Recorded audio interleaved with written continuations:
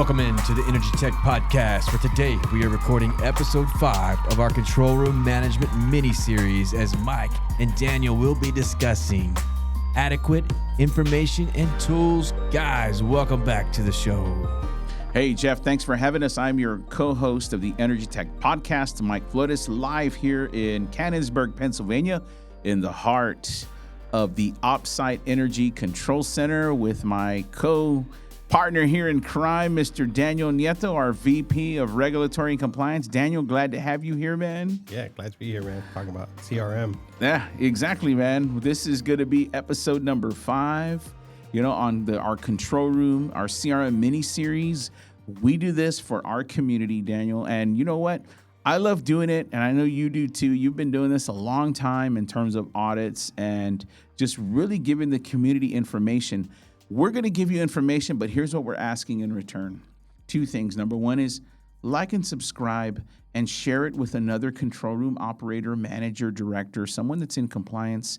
And number 2, if you have a comment, good, bad, no bad language, but you get it. If you have something you want to talk about, you want to give us a scenario in your control room that doesn't provide a producer's name or something, but you want to throw in a scenario, drop it into the comments. You can reach out to us. You have info@opsiteenergy.com. You've got places you can reach us. We want to hear from you, the community. So with that, Daniel, what do you got for us in this episode, man? Yeah, so in this episode, adequate information tools. Again, this is talking about what's in front of the control room or the controller. So that's what, this episode is going to be about from, the audit lens that we have here, and then safety-related points, definitions, common operational gaps. We'll do a Q&A, misconceptions, and then we'll also go through what adequate looks like, right, in the control room. Yeah, and then I know you're going to provide some real-world examples just because you've been doing this a long time, man.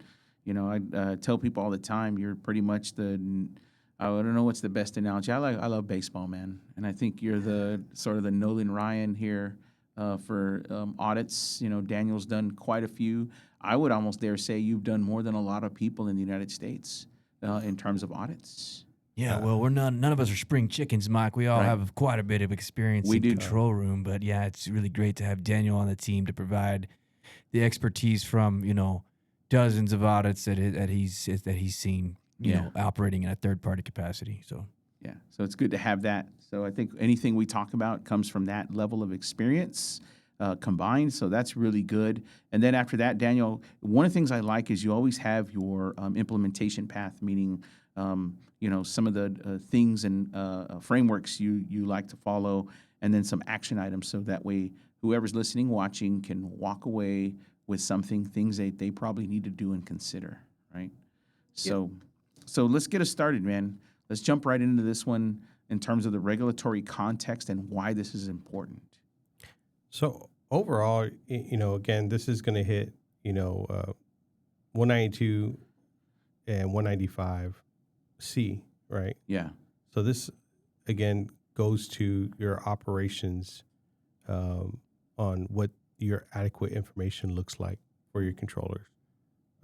Providing controllers with the information tools, procedures, and verify, information, how it's being presented for them to carry out their role safely. Yeah, so you kind of identify here some of the things that an auditor may look at in terms of items that need to be provided. And I want to make sure that anyone that's listening knows this is a big deal. Why is it important? Because an operator does have to have tools, and you mentioned these here, safety-related points. They all have to be identified. We don't mean that in writing. We mean even in the system. They have to be able to be displayed or shown, right? You have to have that documented, but at the same time have it as part of their visibility in terms of what's safety-related and what's not, right? And there's a lot. Everyone does their operations a little differently. There could be a system that, really doesn't do,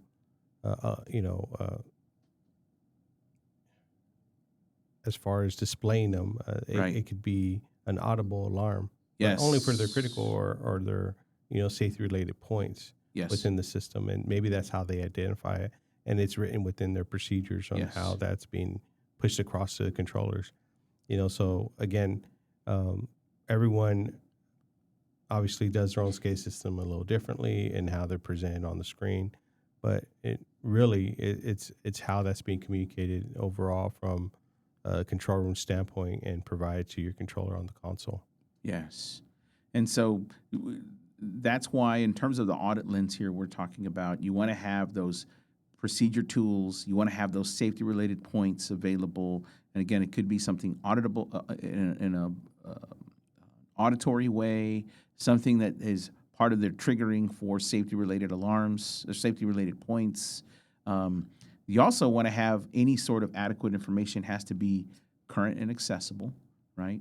Current and accessible, right? So updated, current and accessible, not, oh, we haven't updated that procedure. We wait till the 15th month to do it, right? Yeah, and, a lot of the, when you're going through an audit or, and this kind of is brought up at a high level, it's, how are the controllers aware, and how you hold a controller accountable for a safety related point on the system, and situational awareness, right, and making sure that that's accurate and given to the controller. And the biggest thing is how available is it to your controller? Yes. And where exactly is that at? Is it on the screen and so on? Making sure that that's present, and them being able to actually access that pretty quickly. Yeah.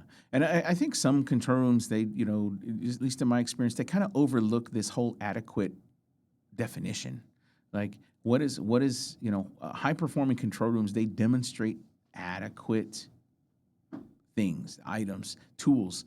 So let's walk through what that is, Daniel, because I think that's where you're taking us here. What adequate even looks like. Yeah. People think, adequate,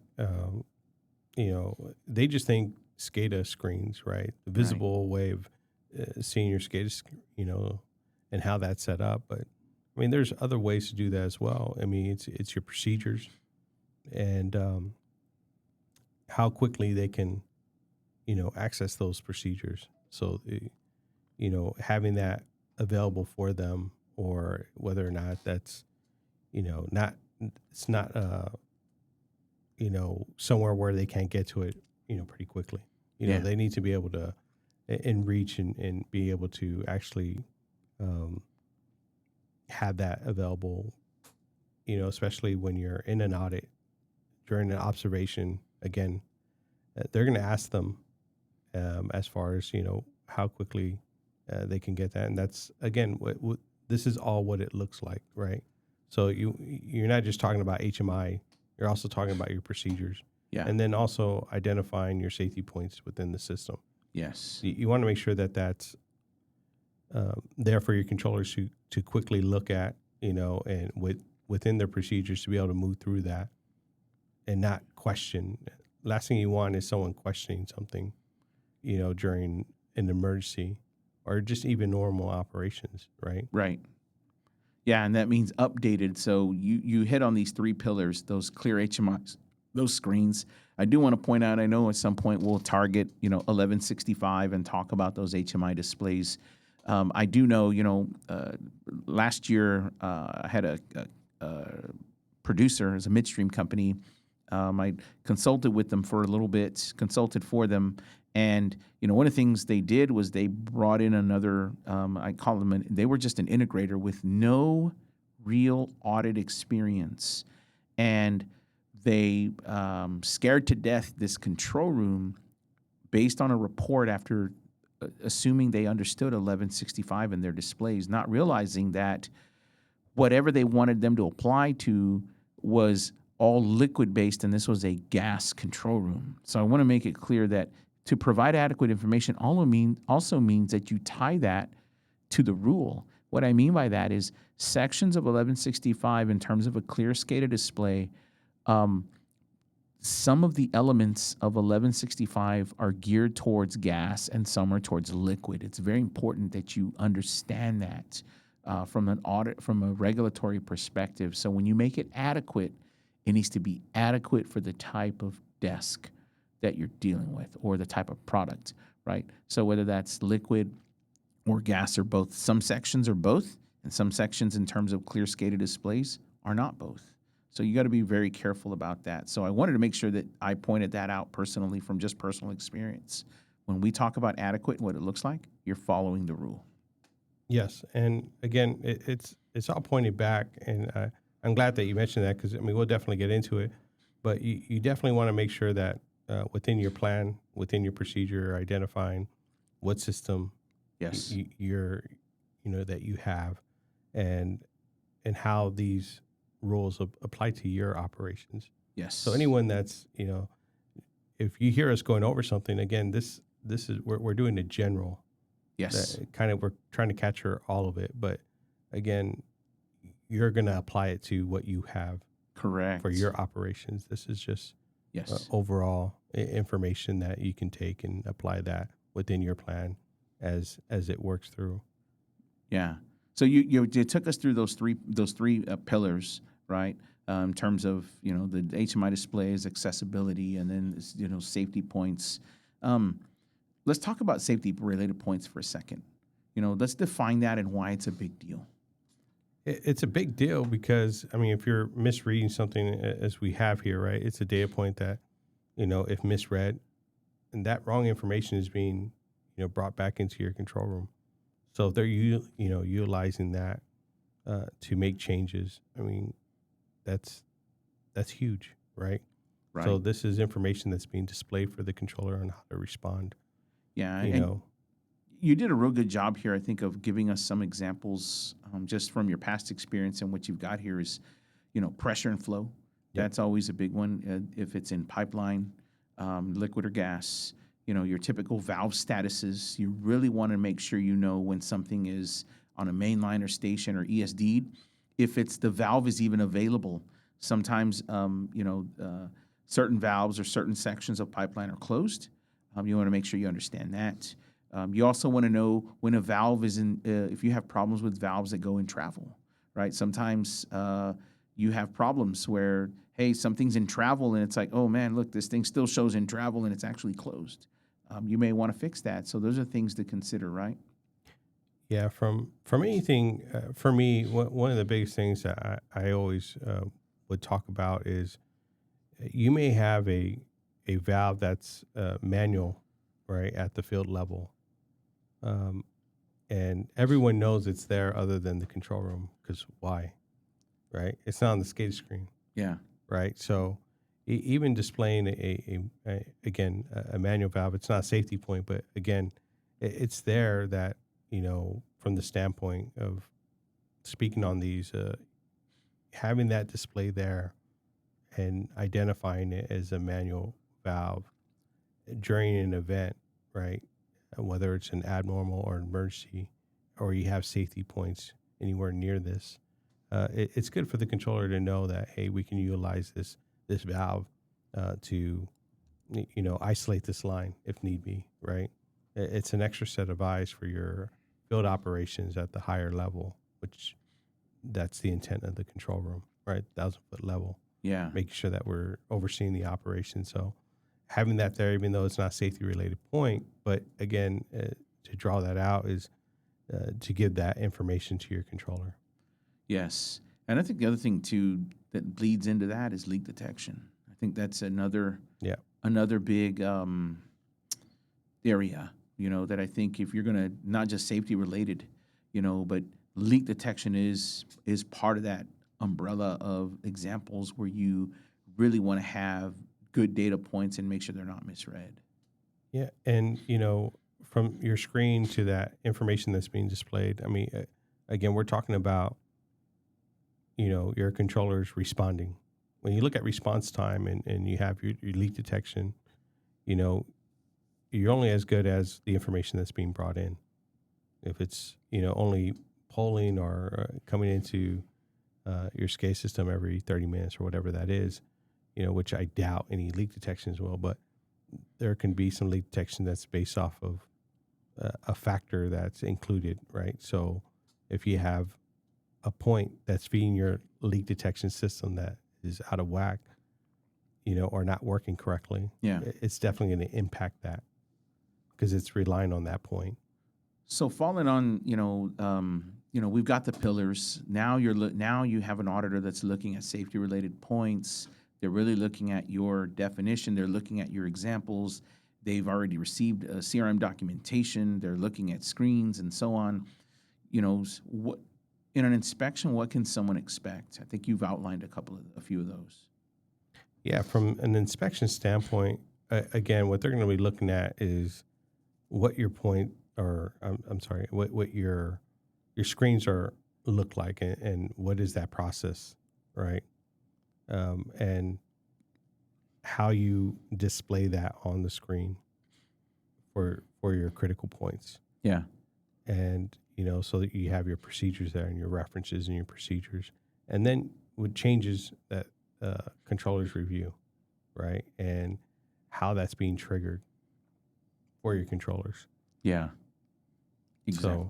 So, when you're triggering a point-to-point, you want to make sure that, again, your safety-related points are identified for your controller to know whether it's, could be an audible alarm, it could be audible and flashing, it could be a different sound wave for your critical alarms that would identify for your controller.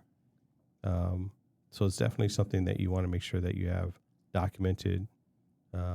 It's referenced in your procedure, and then there's a change control review as well. Got it. Yeah. So, again, that's what's expected. You brought up those 3 good points. But let's talk about a real world example, because I think this is where missing information happens. Let's kind of run through here, Daniel. You've got a scenario you kind of put together here where a controller monitors pressure flow on an overview screen. However, you alluded to this a little while ago. There's a key block valve status is missing from the display, right? Mm-hmm. So there's no real association with it. That could be an issue in a real world example where you're missing something, right? Yeah, I mean, you definitely want to give the controller the full view, and there may be times where they may not have access to a PIN ID to look at a document, or maybe they don't know how to read that. However, they do understand what the SCADA screen looks like, right? So being able to kind of place that on there and give them that high level view of, okay, I know there's a valve here. Right. They may not question if you just have a line there and you have another line that's feeding it. The controller is thinking, well, I still should be holding pressure coming from this direction, not knowing that it's been isolated. Right. Because they're not seeing that. Correct. So, those are some of the things that you want to, again, make sure your controllers are aware of and display that at a high level within your operations, and not just do that for one location and not everywhere. Take that approach with every site. So the limited SCADA view, I mean, those are some of the scenarios.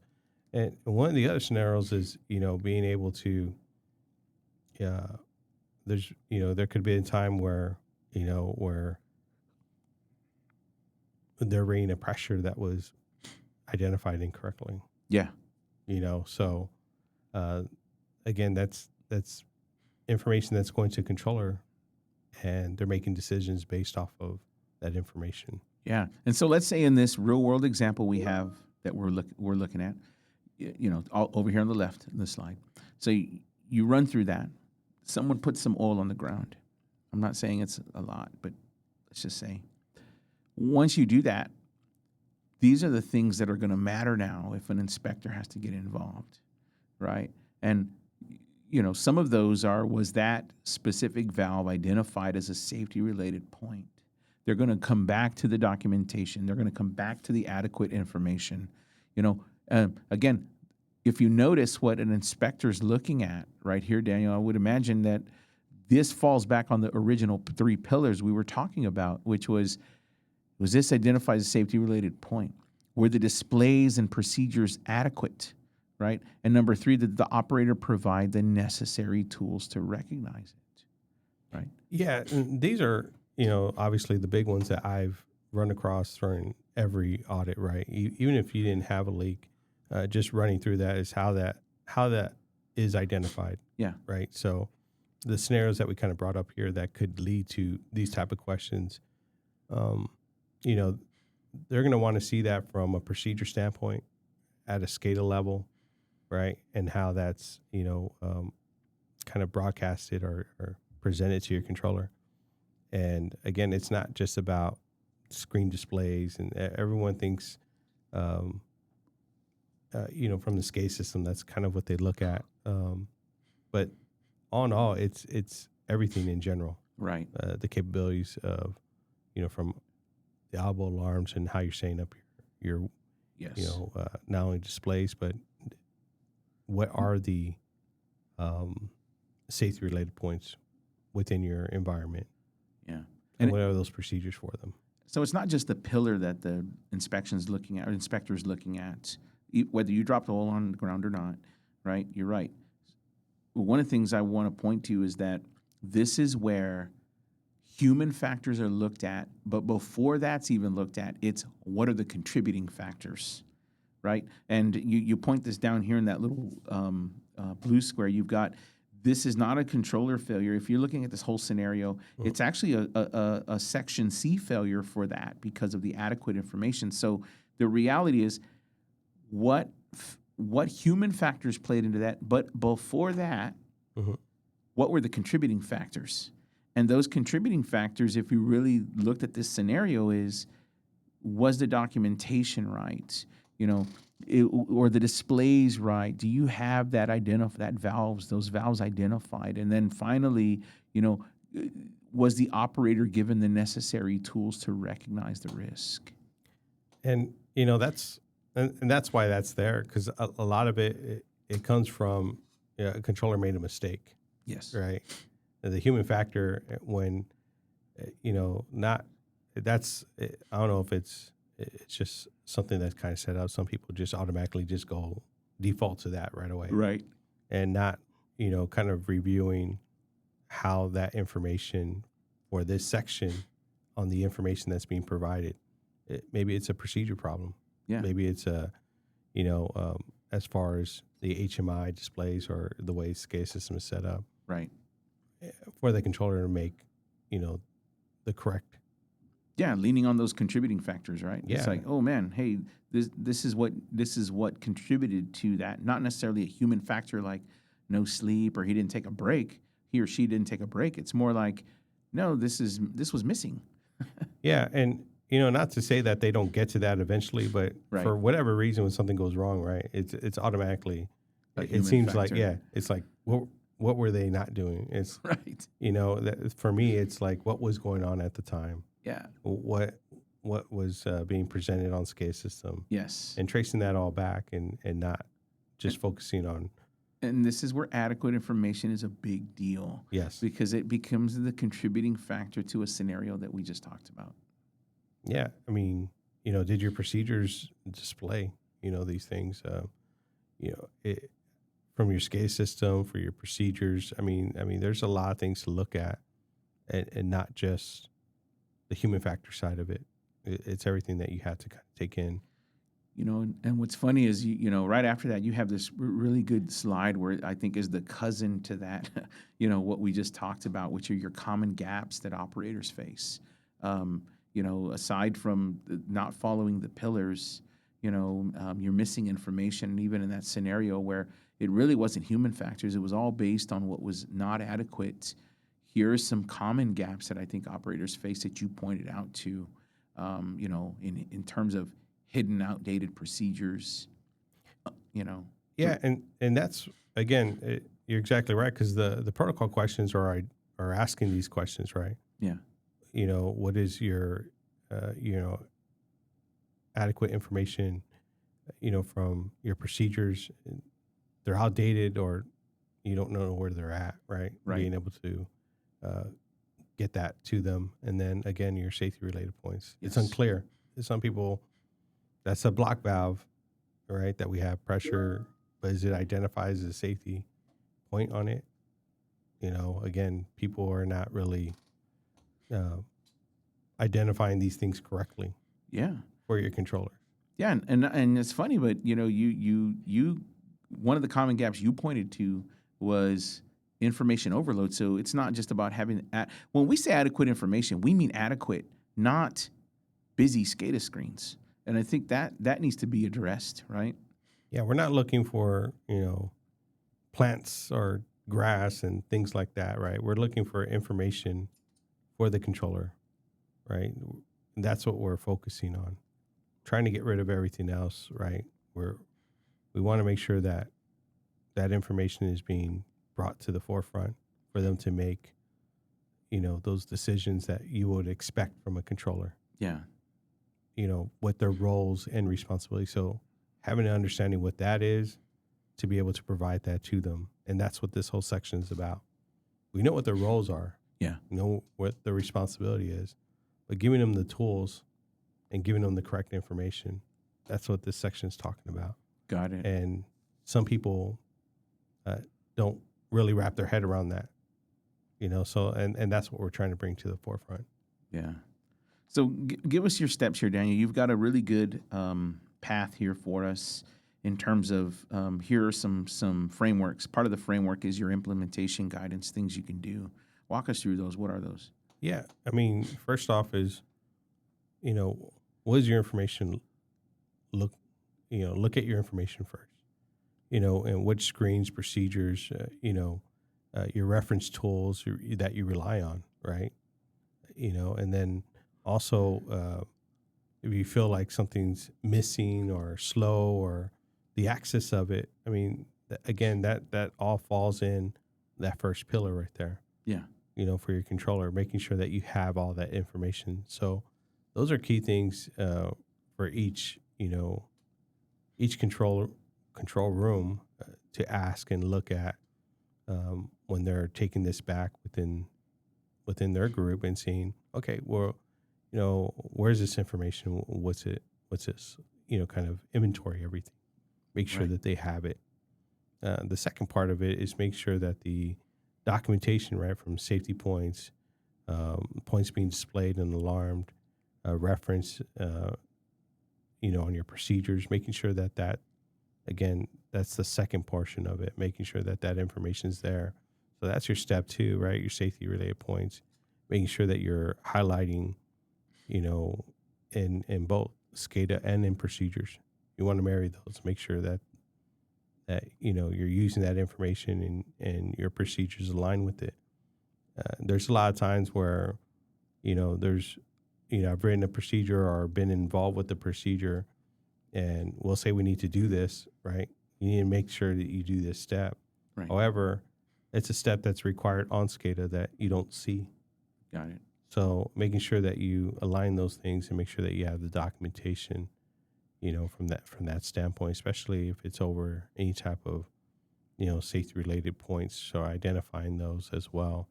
And the inspectors are going to look at that, right? They want to see that information. Then, again, the access. Yeah. Right.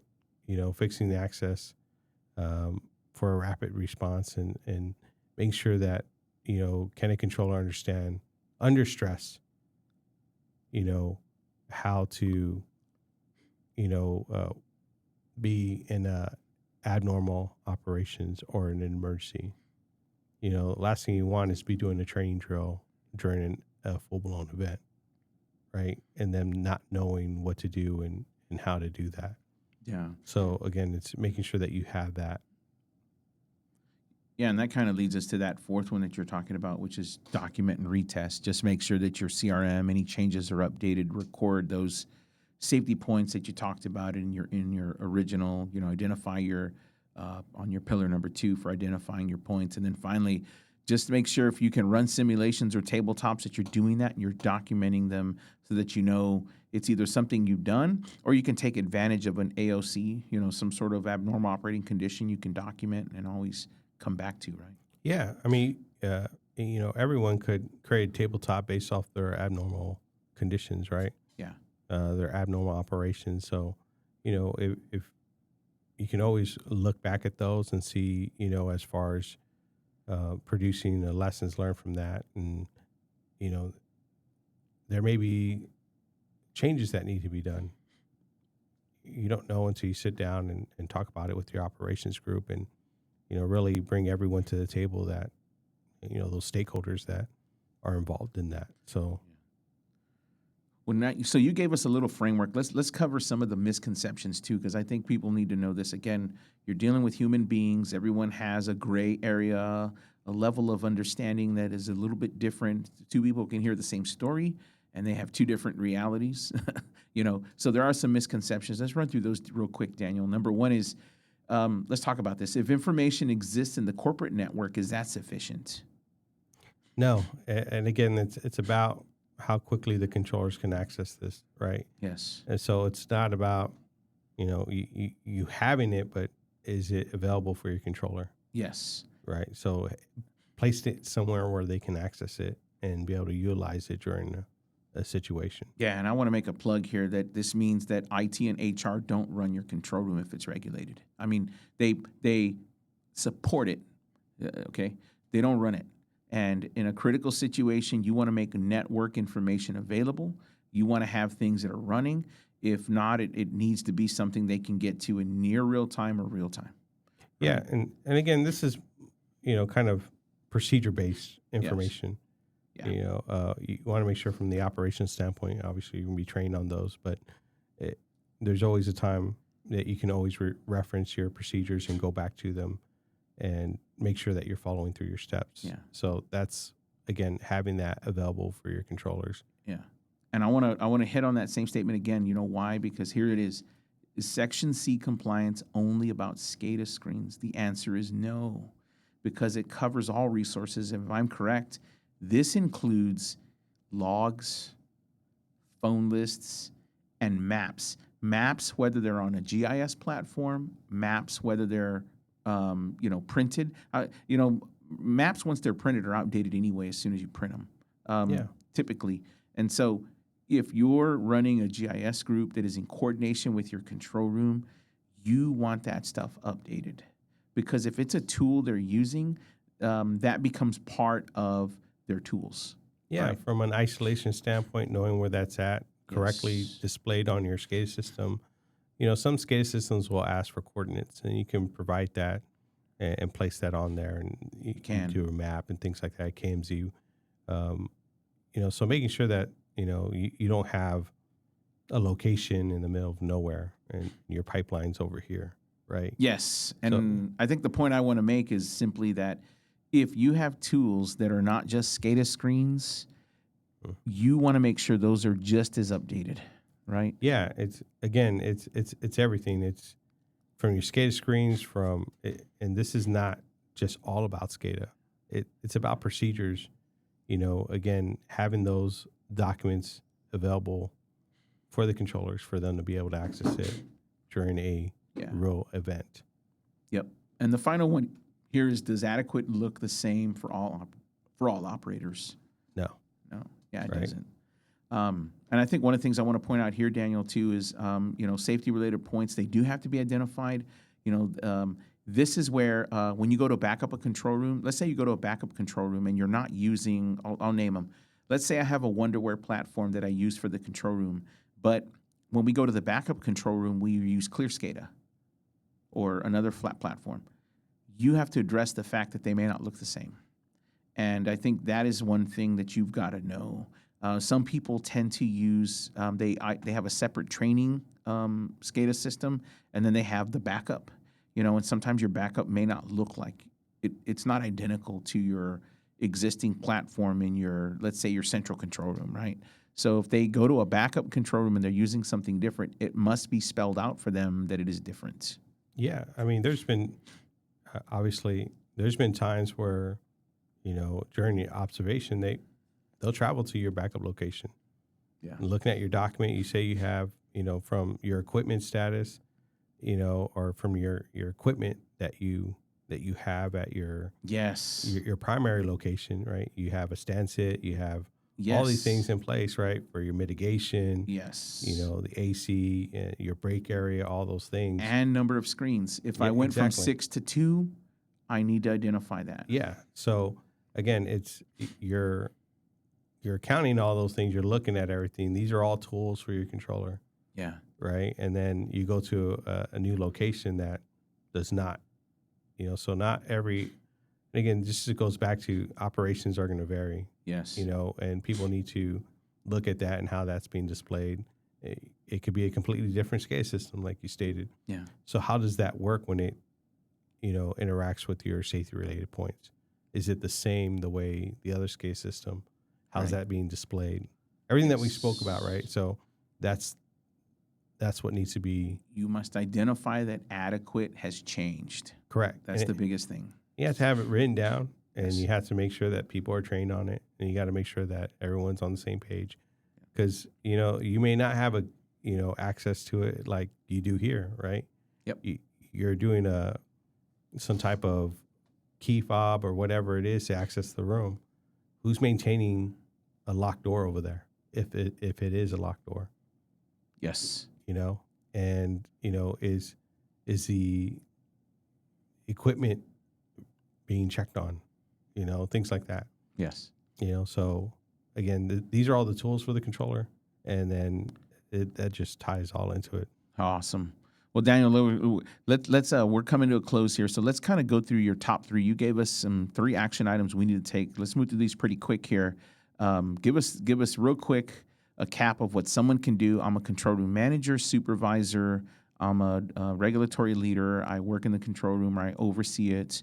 Give us these top 3 action items pretty quick here. Yeah. So, these top 3 is, again, map your task and tools, and this is, again, sit down with your controllers, inventory key task, identify any missing information or hard to reach tools required, under actual event stress, document your safety points. So again, maintain and control lists of your safety related points, ensure that clear, presented and displayed, and linked to your procedures, so you want to make sure that that's all there. And again, if we're not just looking to pass an audit, we're looking to make sure that we give the controllers everything they need to run the pipeline safety, right? So this is critical from that standpoint. Everyone looks at, we're just trying to pass an audit. No.